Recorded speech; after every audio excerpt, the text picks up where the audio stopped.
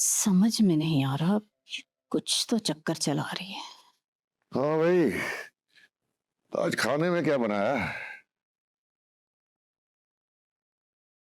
कोई खैरियत तो है? अब तो बहुत अरसा हो गया तुम्हारे चेहरे पे मुस्कुराहट देखे हुए।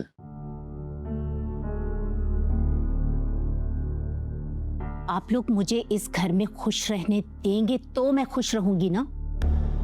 इस घर के लोगों की तरफ से तो साजिशें हो रही हैं। ये साजिशें कर कौन रहा है? और कौन करेगा? आपकी भतीजी कर रही है। तुम तो हमेशा उसके पीछे ही पड़ी रहा करो।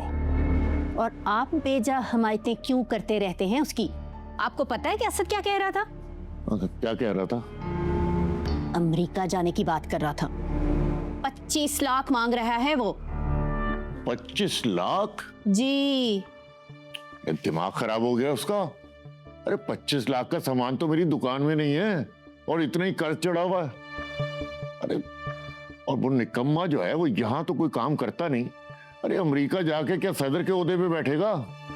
बस निकालो कीड़े मेरे बेटे में से। एक तो वो डाइन साजिश करके मेरे बेटे को भिजवा रही है ताकि खुद अमेरिका जाके गुलछरे उड़ा सके, और आप हैं कि मेरे ही जख्मों पे नमक छिड़क रहे हैं।